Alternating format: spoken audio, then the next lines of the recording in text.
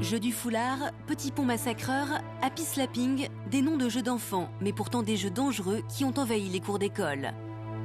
2 millions d'enfants en France, de 7 à 17 ans, se sont déjà vus proposer de participer à ces jeux. Et 1 million d'entre eux sont passés à l'acte. Tous ces jeux existent depuis très très longtemps. Le tabou, il consiste dans le fait que les professionnels n'ont pas été informés de l'existence de ces pratiques et bien sûr pas les parents d'élèves. Il y a 1 an, Sophie a été victime du jeu du foulard dans la cour de récréation de son école.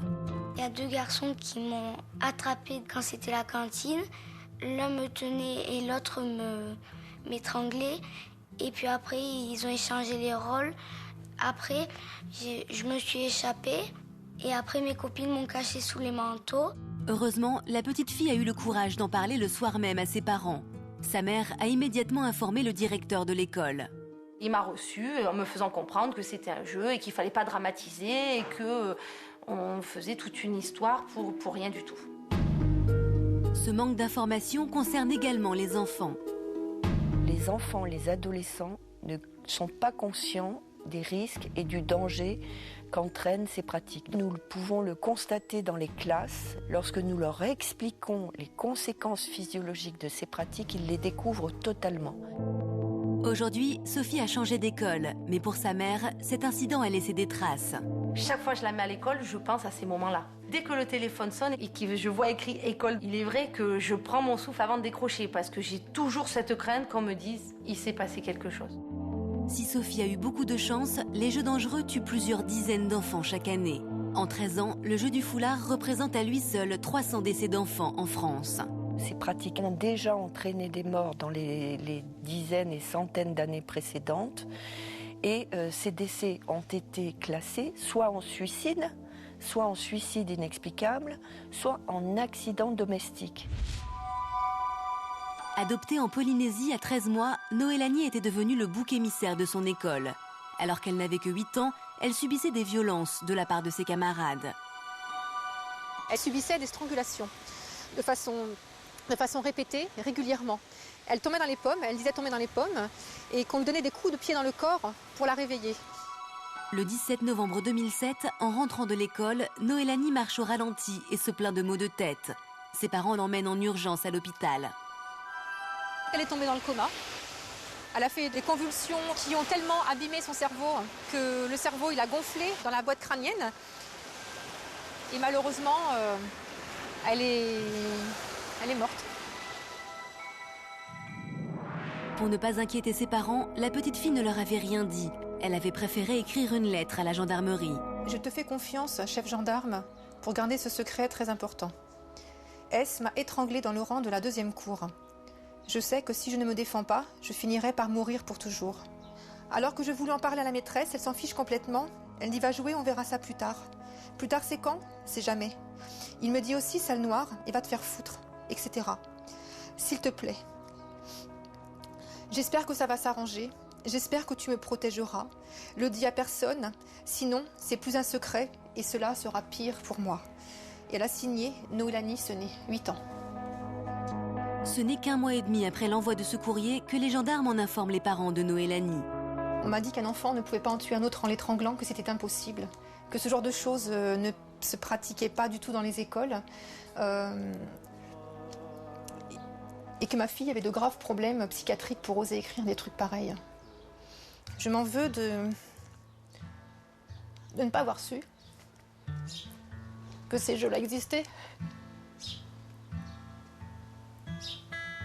Je m'en veux de ne pas l'avoir enlevée de l'école, d'avoir écouté tout le monde me dire qu'elle risquait pas sa vie. Elle avait 8 ans.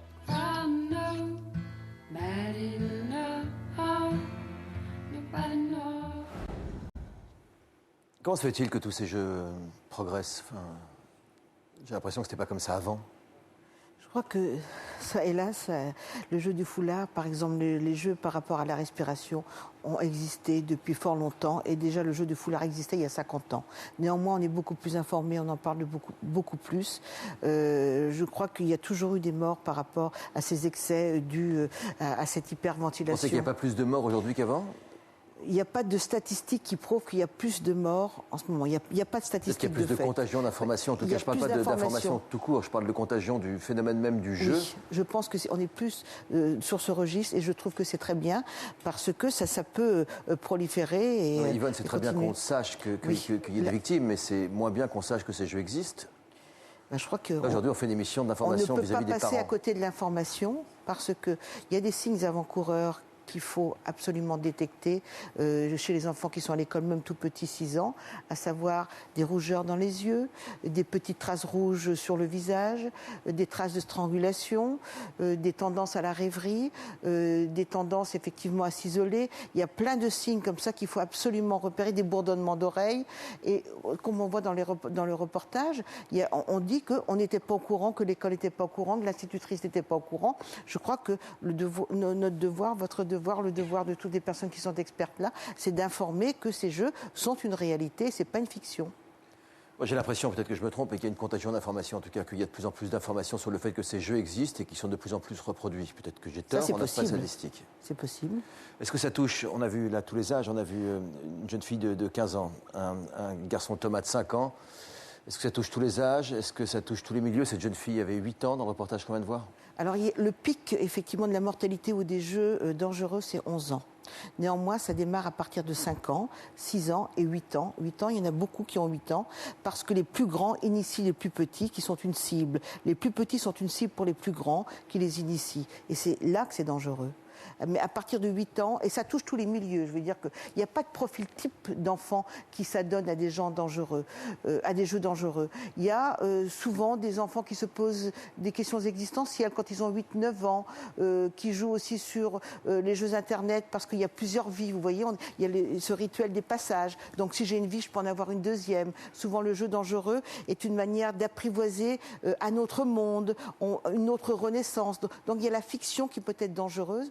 Et l'identification à des héros effectivement, qui jouent avec leurs limites, qui jouent avec la mort, qui jouent effectivement avec des jeux dangereux. Mais ça touche toutes les classes de la population. Il n'y a pas un profil type. Tous les âges, tous les milieux. Tous les âges, tous les milieux. On va le voir avec Catherine qui a 5 enfants.